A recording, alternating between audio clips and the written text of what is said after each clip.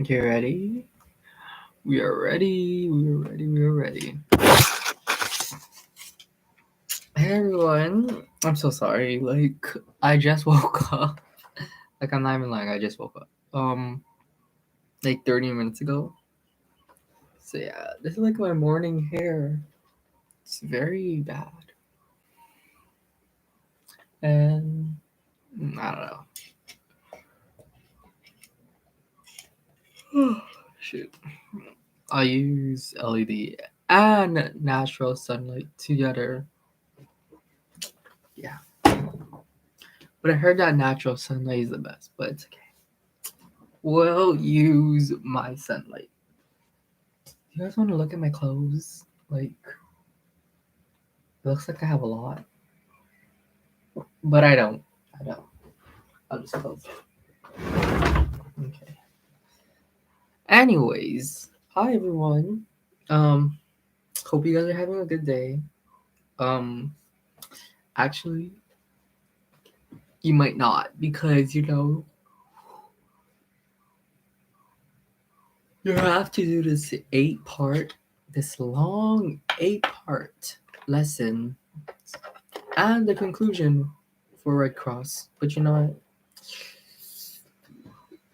Yeah, I don't know what, but we made it. Okay, we made it to lesson 8 and the conclusion. So hopefully, yeah, we make it in the minimum time. So for lesson 8, we are learning about head, neck, and spinal injuries. So I already watched the long video, the 12-minute video already. So pause the video, pause this live if you haven't watched that yet, and go on. But I'm gonna continue. So we're on taking action. Yeah. Let's briefly walk through the steps that might lead up to and then are used during a rescue for a victim with a head, neck, or spinal injury.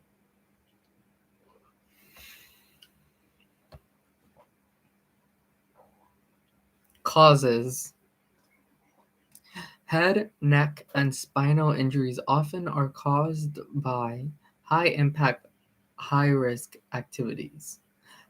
Injuries to the head, neck, or spine rarely occur in deep water. Yeah.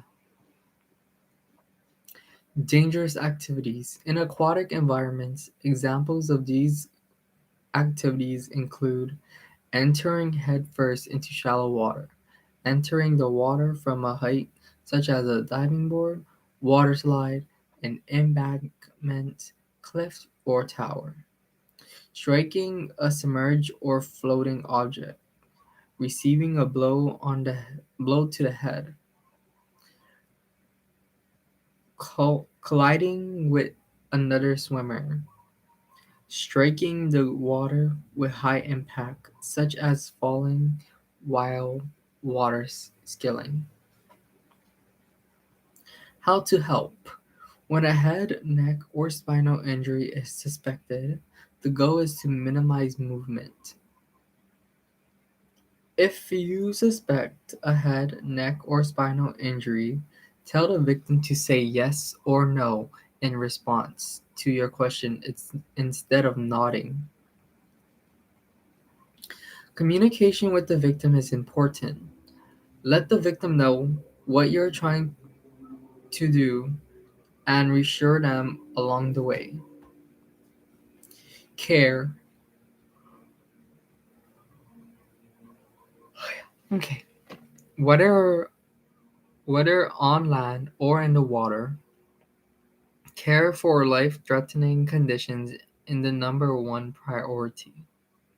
If a spinal injury is suspected and the victim is not breathing, remove the victim from the water and provide care immediately. Do not delay removal from the water by strapping the victim to the board or using a head immobilizer device. If the victim is in the water and is not breathing, immobilize them using a backboard equipment with a chest strap and a head immobilizer device. Extraction technique.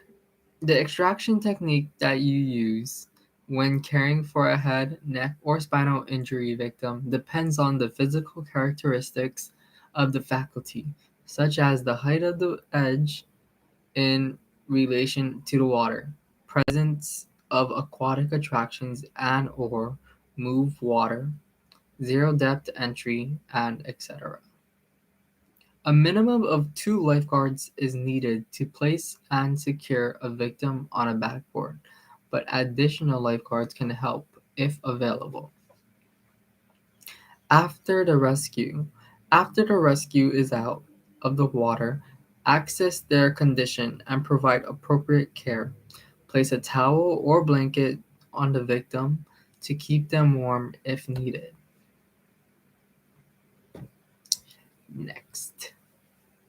It's critical that lifeguards understand and practice the general rescue procedures for a victim with a suspected head, neck, or spinal injury.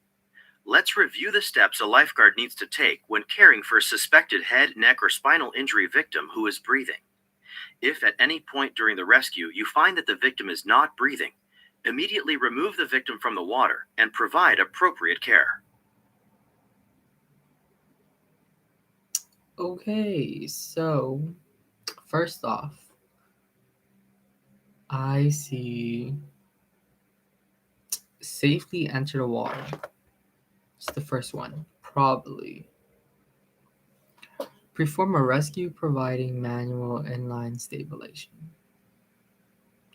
Reassess the victim's condition and provide appropriate care.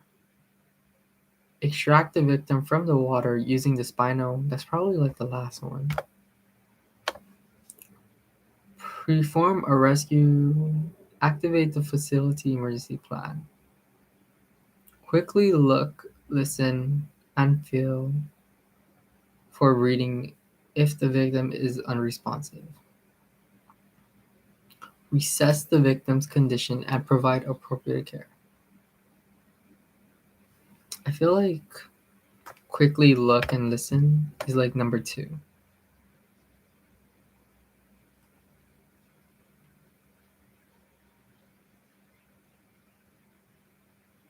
And then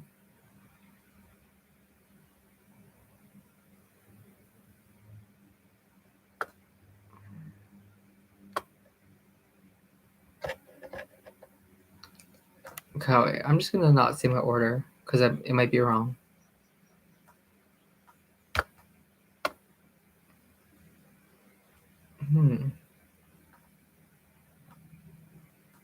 Okay, so the answers were it wasn't go into the water first safely. It was activate the faculty emergency action plan and then safely enter the water and then perform a rescue providing manual inline stabilization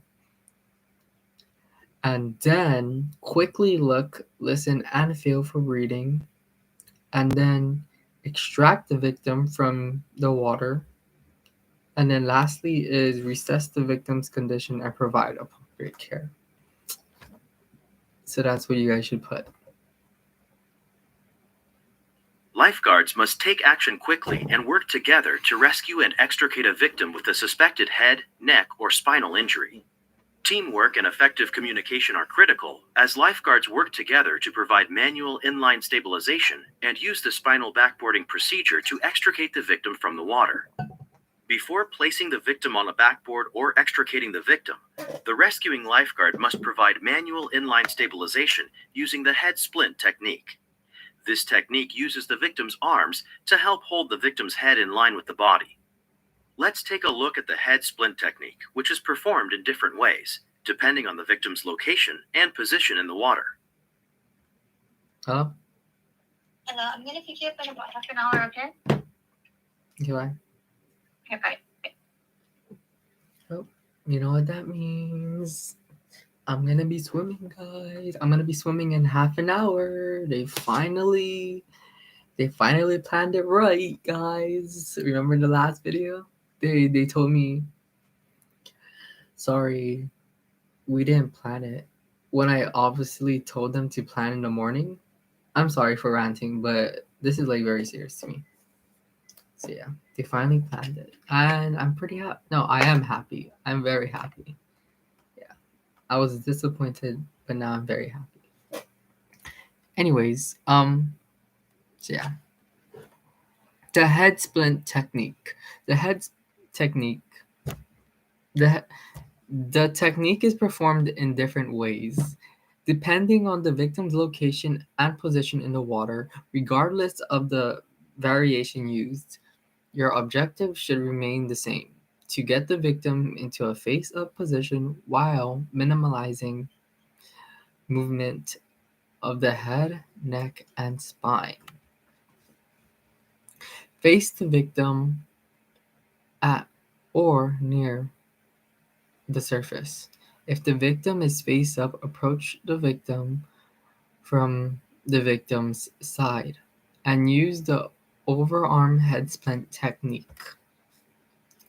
Face down victim at or near the surface. If the victim is face down, approach from the victim's side and use the head splint technique to rotate them to a face up position.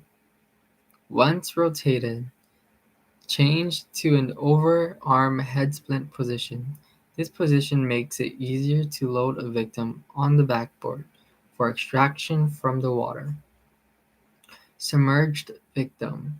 If the victim is submerged, do not use the rescue tube when you are submerging and bringing the victim to the surface. Once at the surface, another lifeguard can place a rescue tube under your armpits to help support you and the victim. Shallow water versus deep water. If the victim is in shallow water, you do not need to use the rescue tube to support yourself. If the victim is at the surface in deep water, you may need the rescue tube to support yourself and the victim. Securing the victim. After providing manual inline stabilization, two lifeguards should place and secure the victim on a backboard, which helps immobilize the victims during the extraction process. Spinal backboarding requires good communication between lifeguards and an understanding of each lifeguard's role in the process. Communication with the victim is also important. You should let the victim know what you are doing and reassure them along the way. Tell the victim not to nod or shake their head, but instead to say yes or no in answer to your questions. While at least two lifeguards are needed to place and secure a victim on a backboard, additional lifeguards or bystanders can help if available.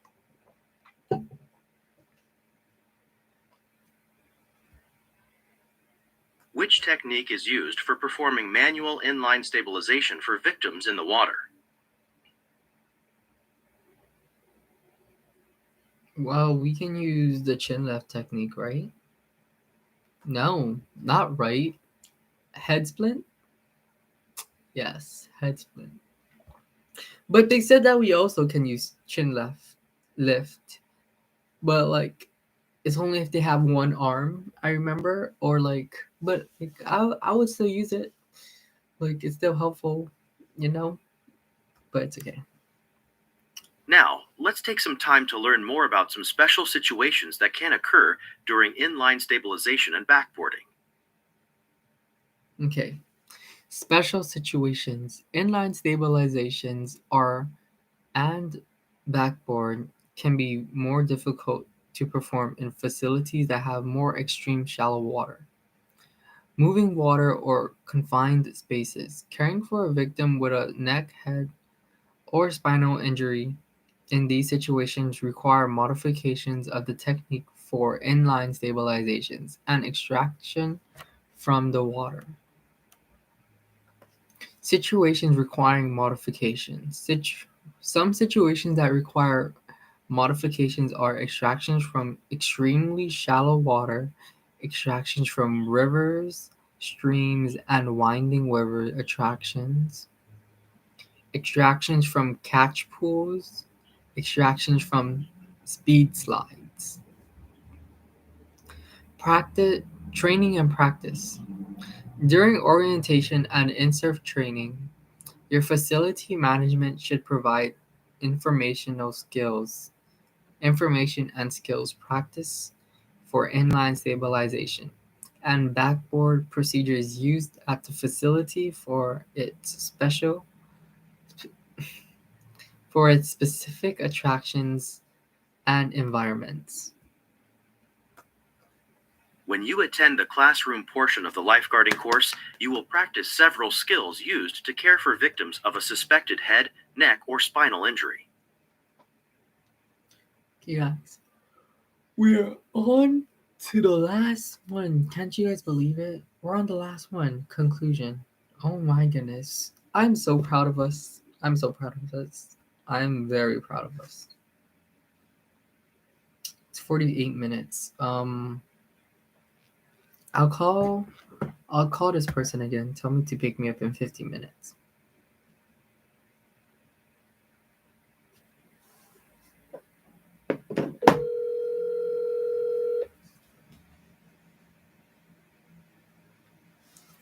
Hello? Wait, are you gonna pick me up in?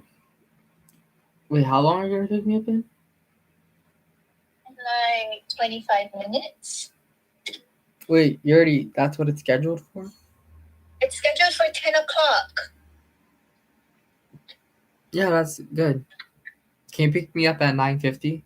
Because I'm gonna be done with my course. Okay. 9:50. Okay, boy. Goodbye. Okay. Okay, we're gonna finish this, guys. Now that you have completed the online portion of the lifeguarding course, you know that as a lifeguard, it will be your responsibility to remain professional, perform patron surveillance, prevent injuries, perform rescues, and administer first aid.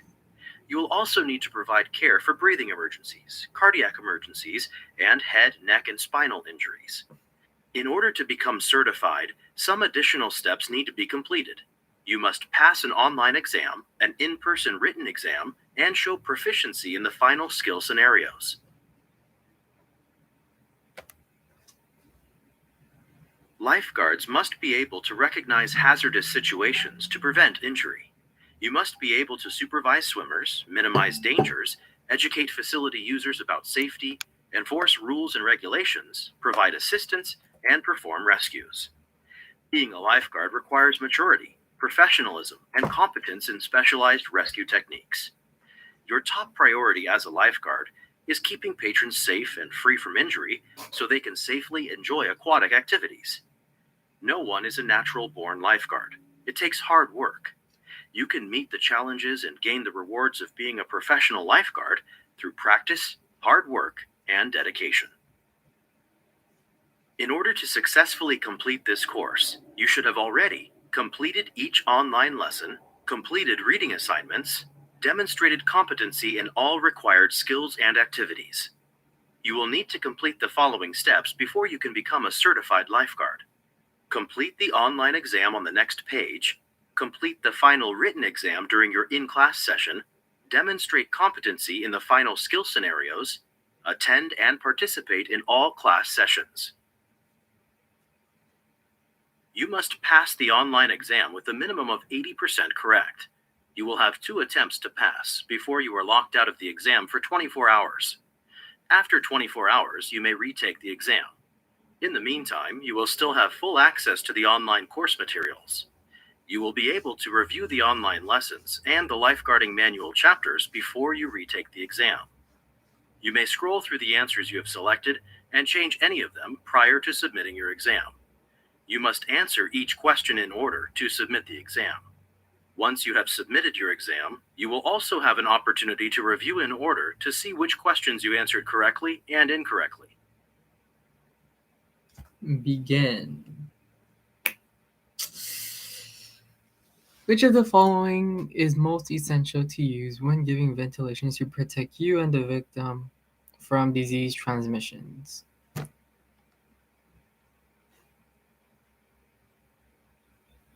I feel like it's the gloves, but they don't have that.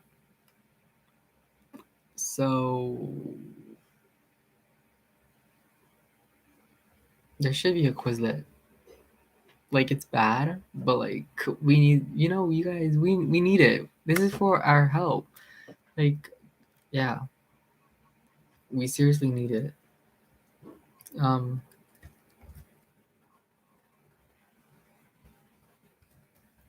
We're just using resources, like we already were gonna find this.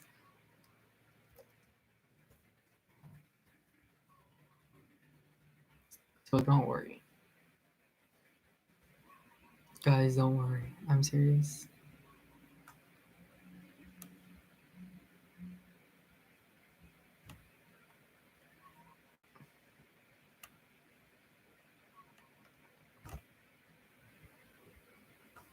Okay. You know what I love about this website? You can copy and paste the questions. It's like, thank you. Thank you so much. You're amazing. Okay, I got it. Do I? Yeah, I do got it. Okay. So the first answer, well, for the first answer for me, I think it's the mask. Okay. The next one is, which is the first step you should take in caring for a victim with burns? Wait, let me just say my answer and then let's look. Okay. So I would say you should remove the victim from the source of the burns, right? What's the actual answer?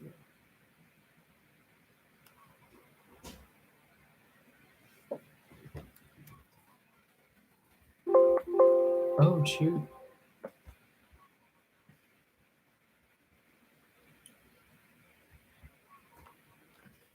Do people not have the same question?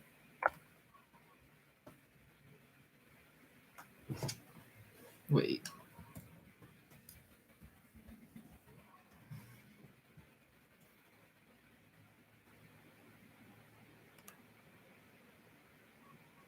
Oh my goodness, I think everyone has different questions. That's pretty bad. It's okay, we still got this. So the first thing is, yes, remove the victim from the source of the burns. Yes, I remember that. I remember. It's okay, we got this. Your initial impression reveals severe life-threatening bleeding in an adult victim who appears to be unresponsive. Your next step should be, I need to say my answer first. Shoot. Your initial impression is,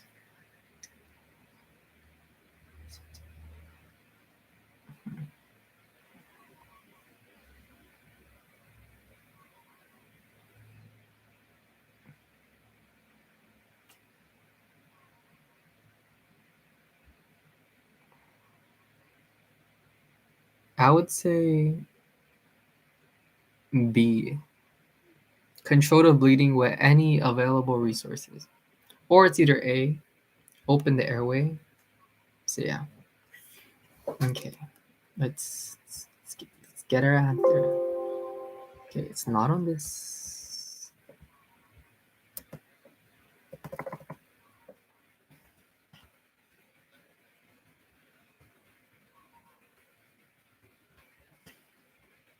Is it here?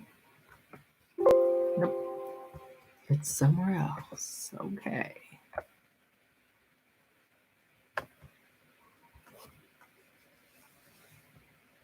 Yo, they're getting this from 2017. Okay. What's the question? Okay, we got it. It says control the bleeding with any available resources. Yes. Okay, we got that.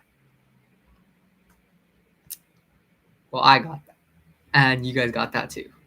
I think we all have different questions and different orders. So like this video won't help. This live won't help. I'm sorry.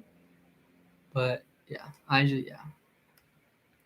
A patron has cut their leg on the edge of the bleachers here. I'm gonna post the links that I'm using in here. And hopefully you guys watch this video, it'll pop up. Hopefully.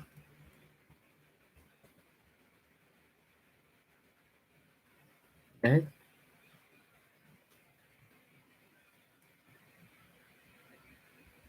Wait, that's the same one, I think.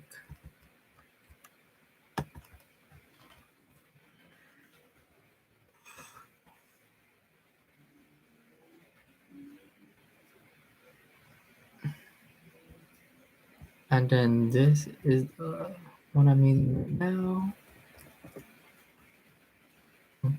Okay. Okay. If you just have a question that you guys don't know, or there's like there isn't a question from Quizlet, from my Quizlets, then just look at another Quizlet, because I definitely believe that there's an answer for your question on a different Quizlet. Like someone had to do it. Like, come on, our world. Are you sure? Our world is so helpful, you know. Okay, but anyways, on to the next question. It's a patron has cut their leg on the edge of the bleachers and is bleeding heavily.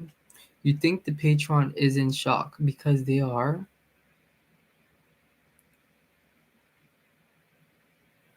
I would say A. The patron has cut their leg on the edge of the bleachers and is bleeding heavily. You think the patron is in shock. Oh, they're in shock. I'd say A. I'd still say A. But, you know, we gotta double check our answers. Double check our answers. Very important. Become restless and irritable. Yes, A.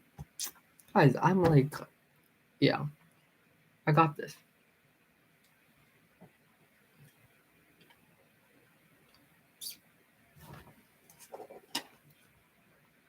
Which of the techniques?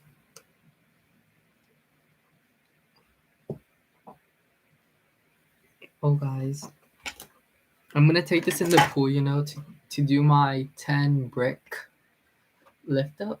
So hopefully this helps. Yeah. Okay, anyways, that's only 5 pounds actually, but yeah, still good enough. Which of the following would you identify as the universal sign that a conscious person is choking? I'll be like clenching the throat. Yes. I'm not even gonna look that up. That's like pretty obvious. Because it's universal, you know. Okay, anyways. You are providing care to a conscious infant who is choking. When giving chest thrust, which is like this. Which of the following would you use? I would use 2 fingers, 2 or 3 fingers, and that's B for me. But I know I'm right, but like I just want to double check, you know? Yes, 2 or 3 fingers, guys. I'm like acing this. You and a fellow lifeguard are giving ventilations using a BVM. A BVM. Oh, I think it's the mechanism thing. The shock mechanism. I believe. I don't know if I'm right. Shoot. You position the mask over the victim, or is it the blowing thing? Oh my goodness. You position the mask over the victim's mouth and nose. What should the other lifeguard do? Squeeze the bag with both arms. Ensure the mask is sealed. Open the airway with thumbs. Position fingers with jawline. Okay, I believe it's B. Squeeze the bag with both hands because one's holding the mask. Yeah, see, I'm positioning the mask. The other lifeguard is supposed to squeeze it. Let's see. Let's see. I believe I'm right. Like, I truly.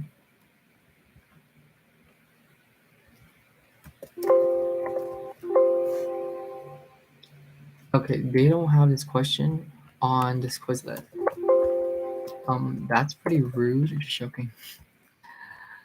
Ah, but okay, we don't worry, because why? There's literally the whole internet for us to search up. Um, yep, you found it. I found it. It squeezed the bag with both hands. Yes. Okay. Don't worry, guys. Don't worry. I got this. In the bag, you are performing CPR, okay, on a victim, and an assisting responder arrives. Which of the following is most appropriate for the assisting responder to do? Begin ventilations. Wait. Check to see whether EMS personnel have been called. Yes, I would do that because that's the first thing you should do. But we gotta check. We gotta check. We gotta check.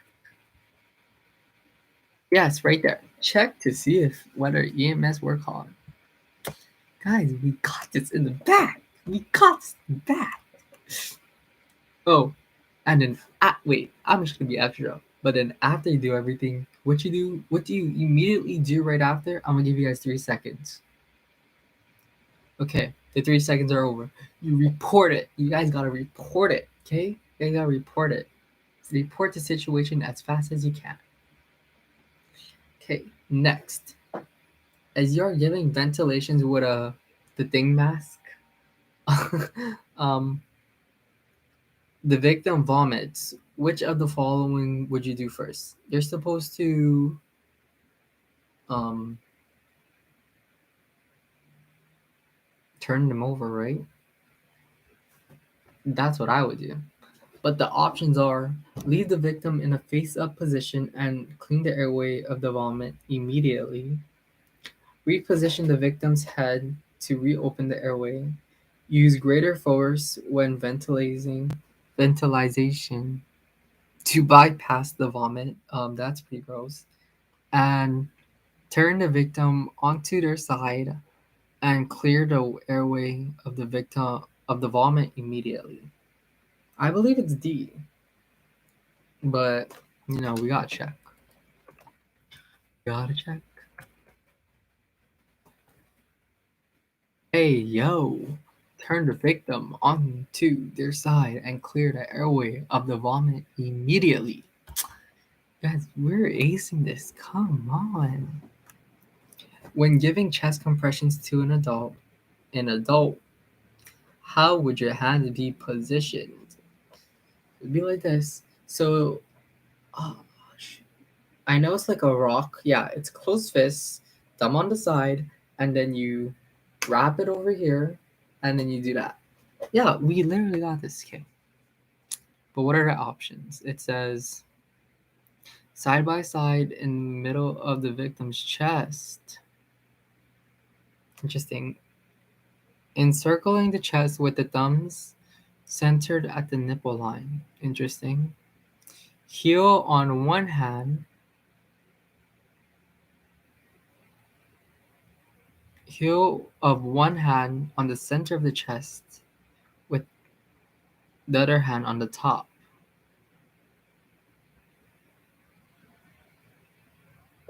So I believe. No, but isn't that like in the back though? 3 fingers of one hand onto the chest, with the palm on the top. I don't know.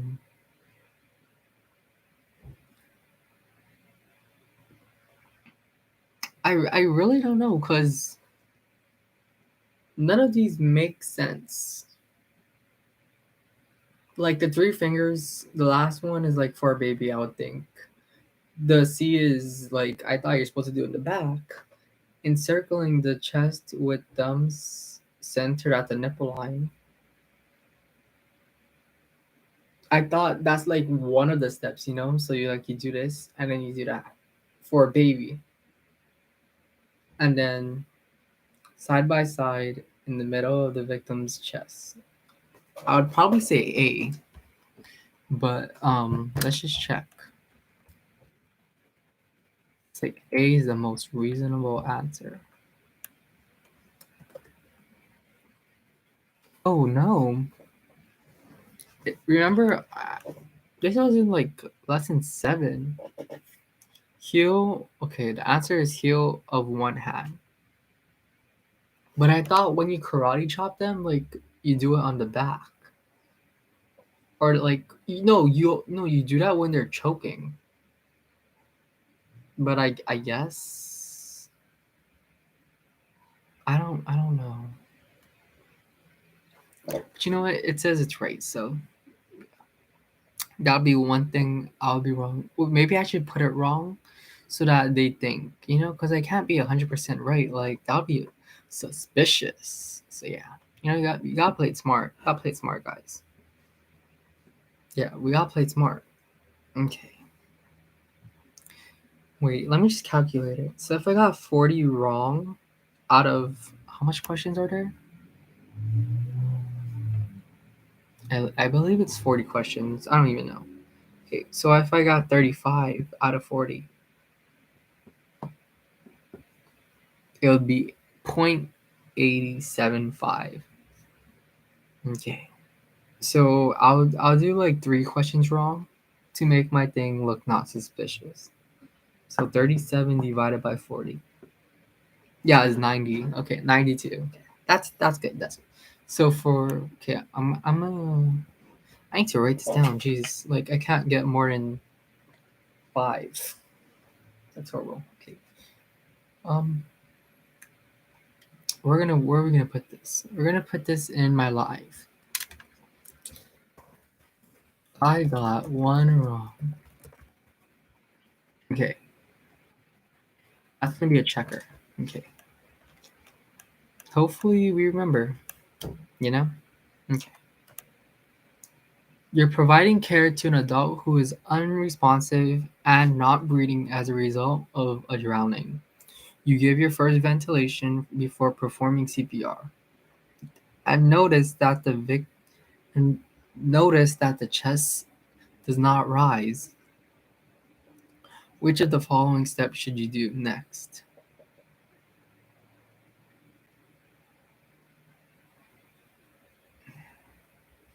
See, I thought back blows. See the black bows? I guess not. Oh my goodness. I guess I kind of forgot. Jeez, that's pretty bad. Change the position of the mask and then look for chest. No, I don't think so. Blow into the mask. No, I don't think so. Retilt the victim's head and then attempt another ventilation. Wait.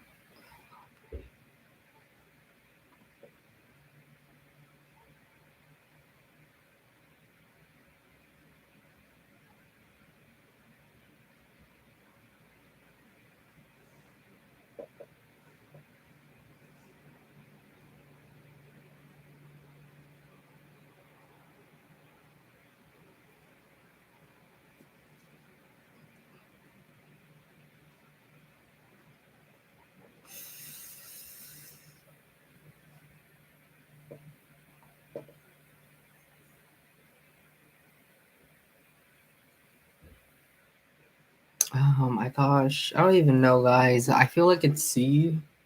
Retilt the victim's head and then attempt another ventilation. I only say that because they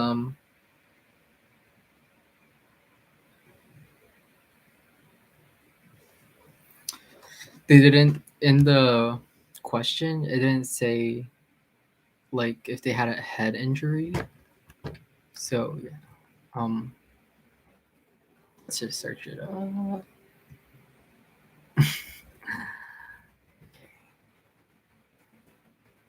Yep, it was retilt the victim's head. Okay, I was right. Okay, I was right. I'm like worrying so much when I literally have the answers like bruh. Okay. A way to remember the questions to ask when taking a brief history is to use the acronym SAMPLE. What does S in SAMPLE stand for? Signs and symptoms. Okay, I'm not even gonna look back for it. During a primary assessment, which of the following should you check first?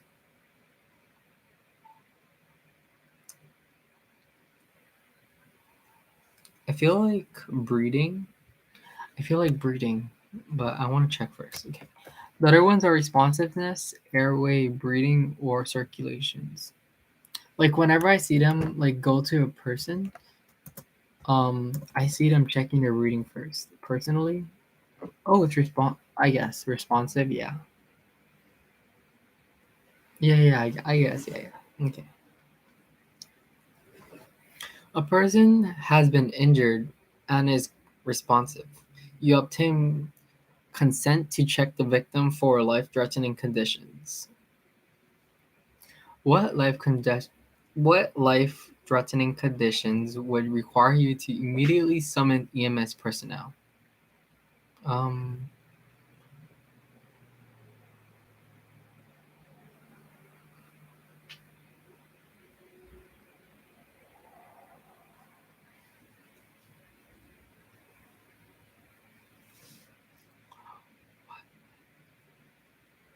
I would say it's either persistent chest pain or swollen ankle. Um, but I was mm, mm, mm,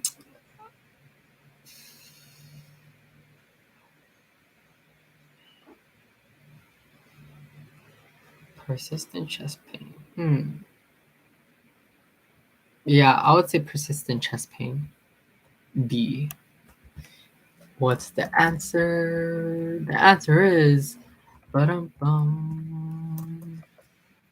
Persistent chest pain. Let's go.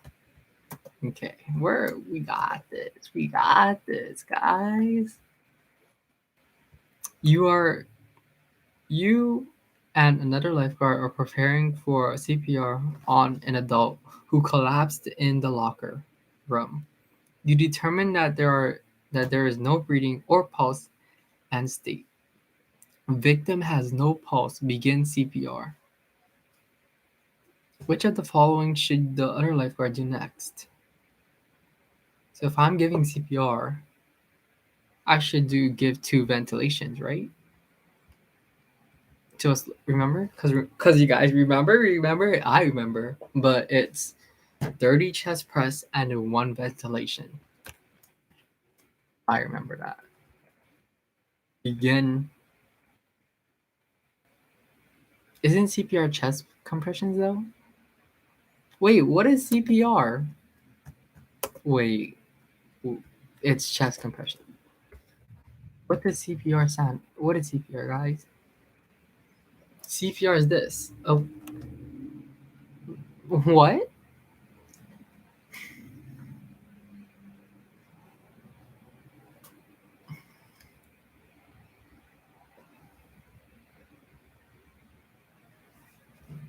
You determine that there is no.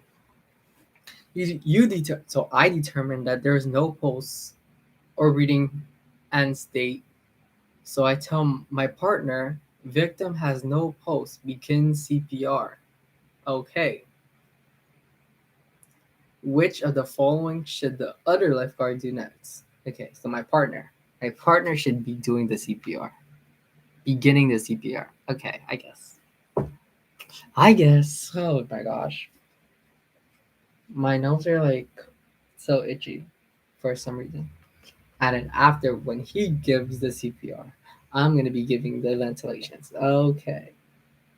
Okay. Okay.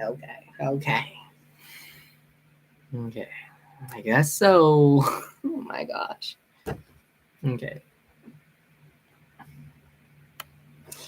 You arrive on a scene where someone seems to be hurt. During the primary assessment, you should check for the you should check for all of the following except I would say swelling.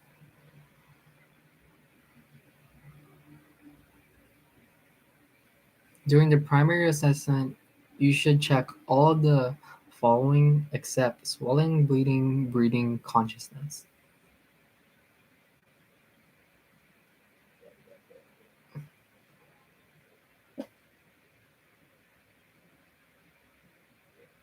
My mom's downstairs. Okay. Should I just look at the answers? I mean, like, I don't know. I'm just going to say swelling.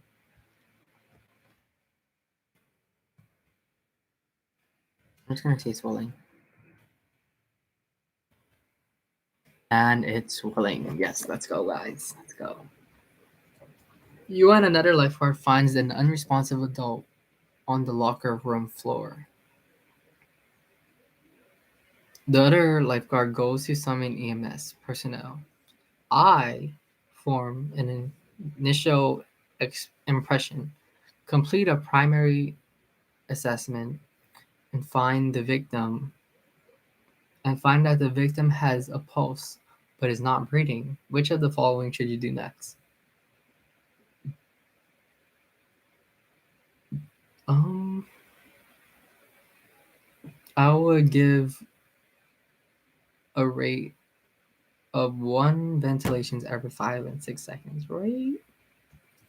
I mean, like, their heart is beating, so why would I do CPR? That's just my opinion, which might be wrong. But yes, it's right. Give the ventilations. Let's go.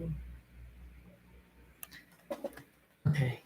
As the only lifeguard performs CPR on a 7-year child, you would perform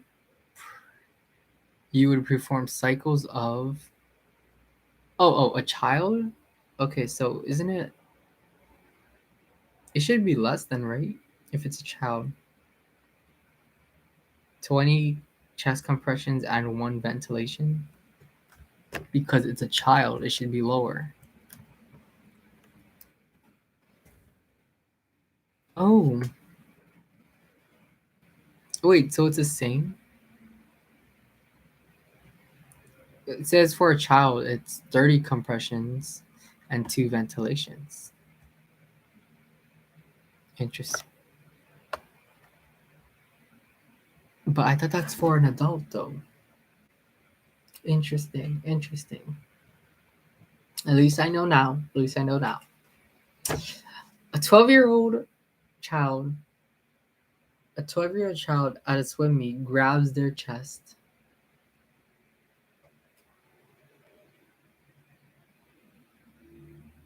Grabs their chest and begins to making squeezing noises.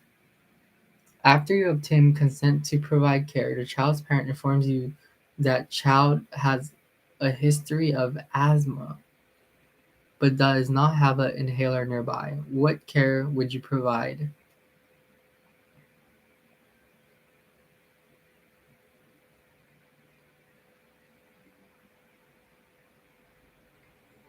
Tell the victim to use an inhaler borrowed by a bystander. I mean, I would do that. Like, he needs an inhaler. Does anyone have one? But I don't think that's safe though. I would do summon more advanced people and put them in a position where they can breathe more. I wonder if it's actually like borrow. That'd be very interesting. No, it's yeah. Mine is right. Summon the advanced personnel. Let's go. An AED indicates that no shock is advised. Which of the following is most appropriate to do next?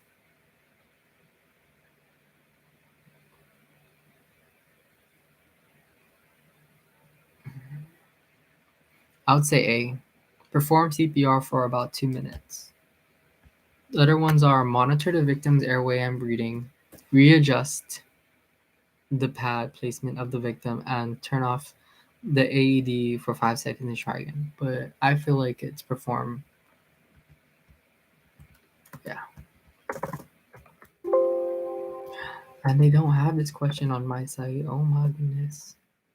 Oh wait, I wasn't even using the right one. Okay. It's perform CPR for 2 minutes. Let's go. Okay. Which of the following findings would lead you to determine that the infant airway is open and not disrupted? Is open and not obstructed.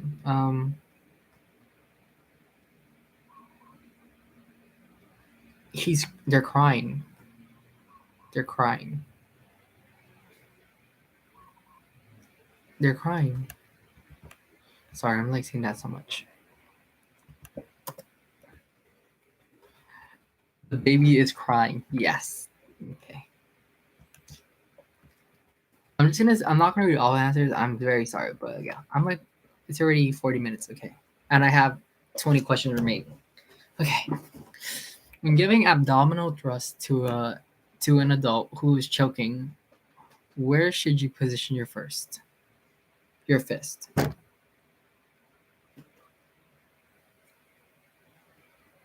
I would say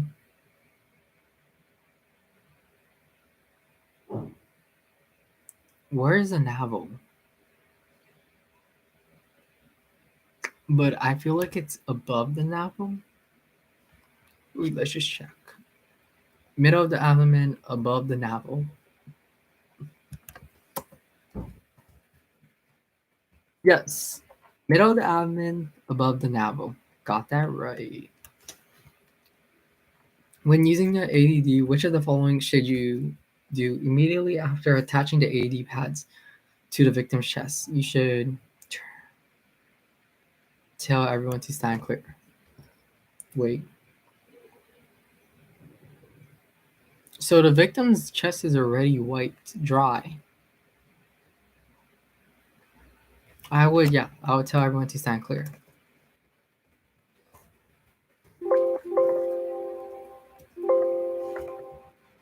Oh, my computer being so scuffed right now.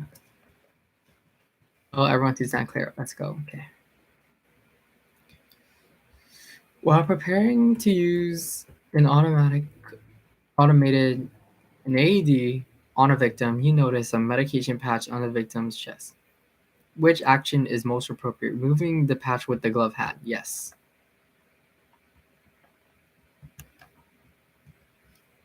Removing the patch with a glove hat. Is that the correct answer? Yes, it is. Okay. Yes, it is. Let's go. Which of the following statements above perform CPR with 2 or more rescuers is true? To reduce reducer fatigue, reducer should switch positions as soon as another reducer arrives. Seeing a reducer.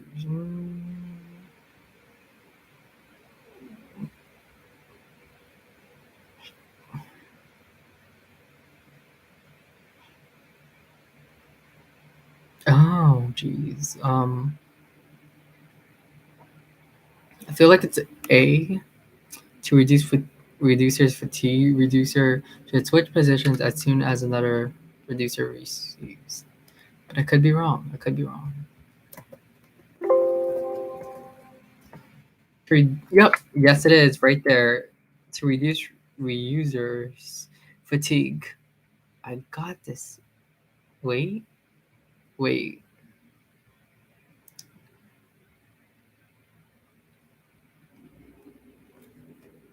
Should switch position about every 2 minutes, or ED is analyzing.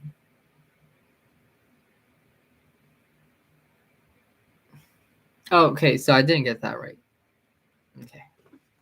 Shucks. But I did get to reduce their fatigue. So I guess it's kind of right. I was half right.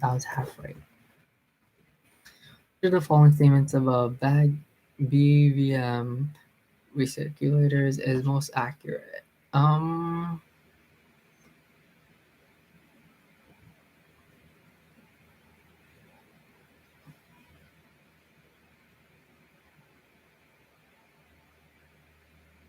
I feel like it's the ventilations are more effective when two rescuers operate the VMB.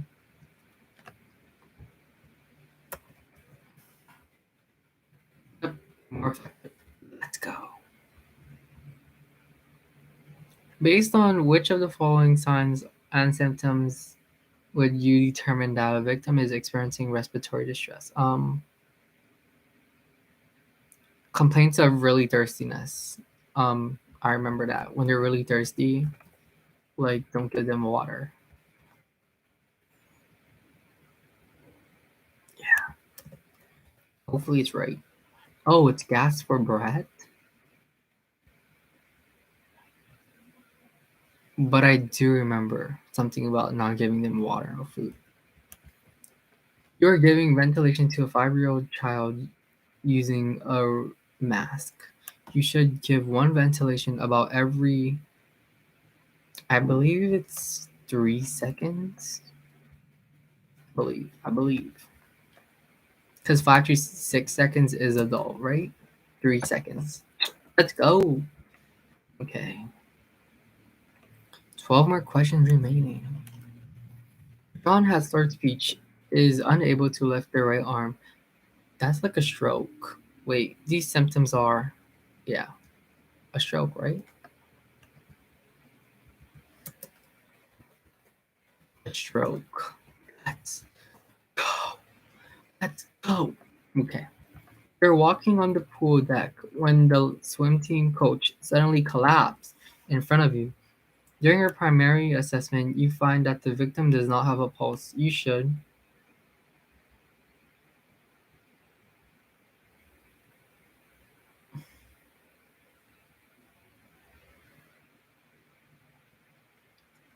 I would say immediately give CPR using cycles of 30 seconds, no, 30 compressions, 2 ventilations, right? Right? Let's go. Yes, it is. I would rate. You and a patron enter the locker room and find an unresponsive person lying on the floor. You size up the scene and form an initial impression, and then you begin performing a primary assessment. The patron asks, should we move them to the first aid room? What do you say next?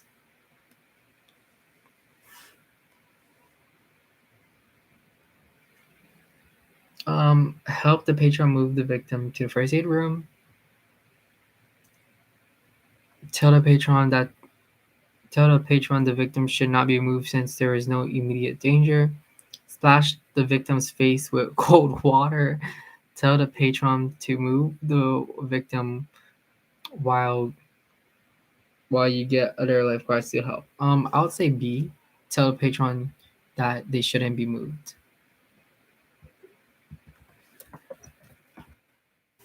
Yep, tell the patron that they shouldn't be moved. Yes. If a victim is having a seizure in the water, what should you do? I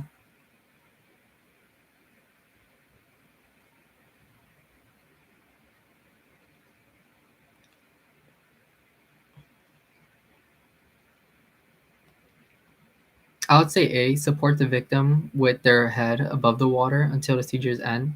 But there's another option where it says immediately move the victim to shallow water until seizure ends. But don't you want their head to be up first, at least? See, support the victim with their head above the water so that they can breathe. Yes, okay. Injured Patron is responsive and bleeding after summoning EMS personnel, obtaining consent, and putting on disposable gloves. What is your next step? An injured patron is responsive and bleeding.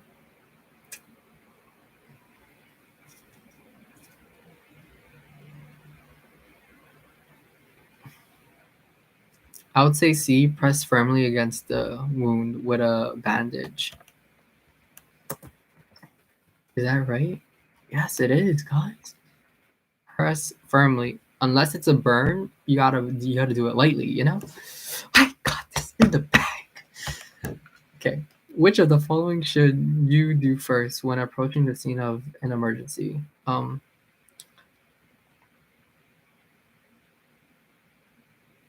would say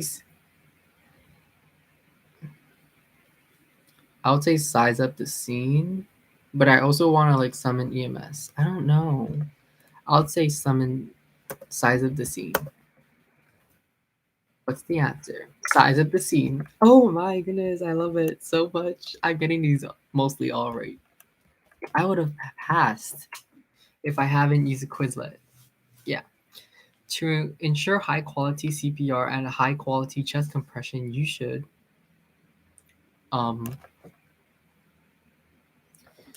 using high quality CPR and high quality chest compressions, you should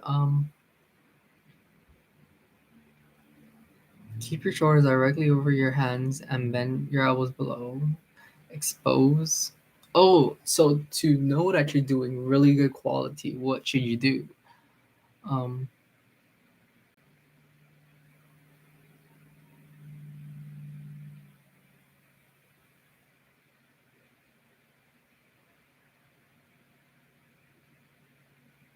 Shoot, my mom's home. Hello? That's mine. We're downstairs. I know, it's like only 6 more questions. Come on.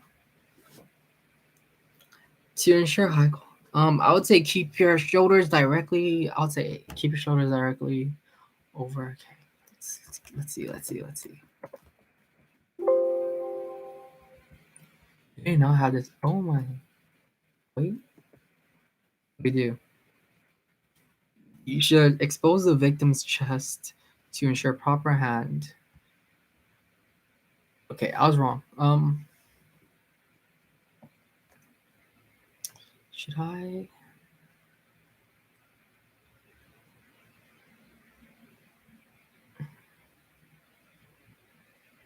I'm gonna just get this wrong. Yeah, because I need some wrong, you know. Okay, so that I'm gonna put this in my video.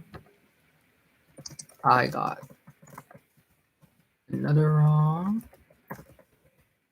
Okay. A person seems to be having a diabetic emergency. What should you do? You should give them glucose tablets. Because glucose, isn't it like sugar? Or it is sugar? So yeah. And I was right. Glucose tablets. Okay, next.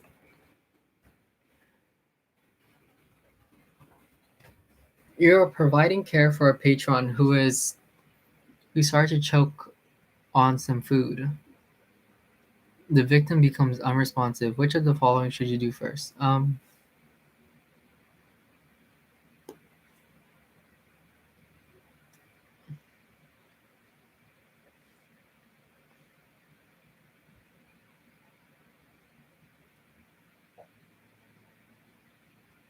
I would say look inside and use your fingers to remove it. Hopefully that's right. I do not know. Oh, it says lower the victim to the ground and begin CPR starting with chest compressions. Interesting. Oh, you know what now, guys? Now I know. Now I know what to do. Wait, but it says choking on food. Why would you give them chest compressions? Oh, unresponsive. Okay. Okay, I get it now. How can you best protect yourself from possible bloodborne pathogen transmissions when providing care? Use protective equipment, PPE such as disposable gloves. Yes. I would say PPE. A.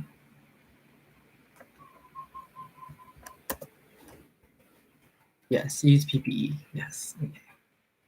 You determine that a victim is unresponsive but breathing. While waiting with the victim for EMS personnel, you would position the victim. What's in a recovery? I would just say in a recovery position. I did not know what that is, or forgot at least, but it sounds correct. It sounds correct, and it is correct. Yes. Okay. Guys. This is the last question. This is the last question, guys. All of the following are components of scene size up, except gathering an intel impression of the situation, calling for additional resources as needed, looking for situations that are hazardous, checking for responsiveness. Okay, all of the following are components of scene size up, except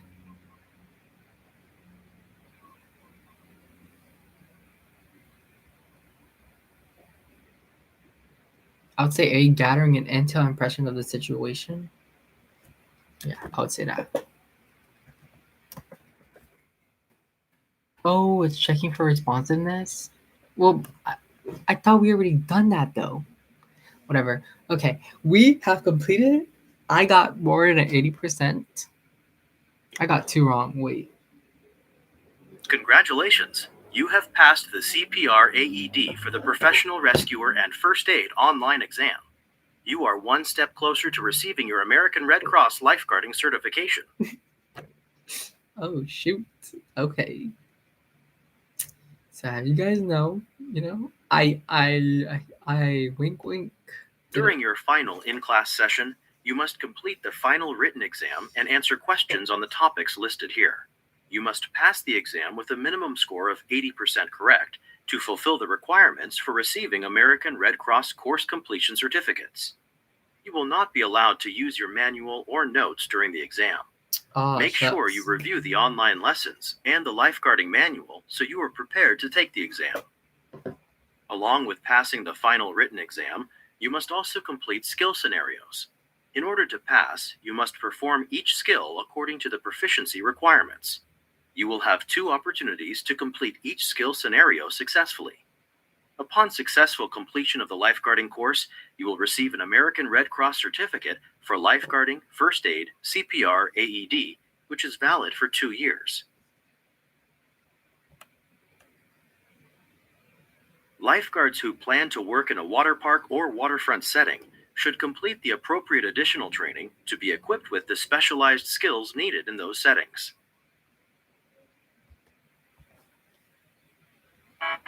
Lifeguarding can be a rewarding job. Being a lifeguard is dynamic.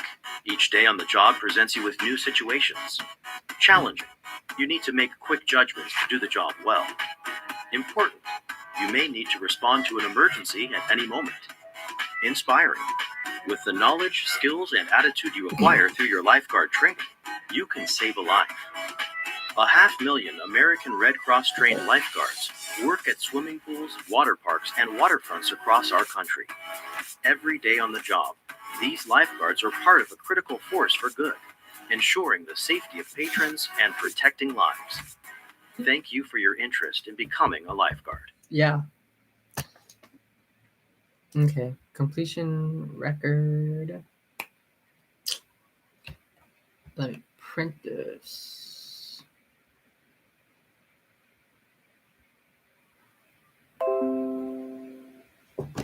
Yeah. Okay. Thank you for watching, everyone. We passed this together. And yeah. Okay. Bye-bye.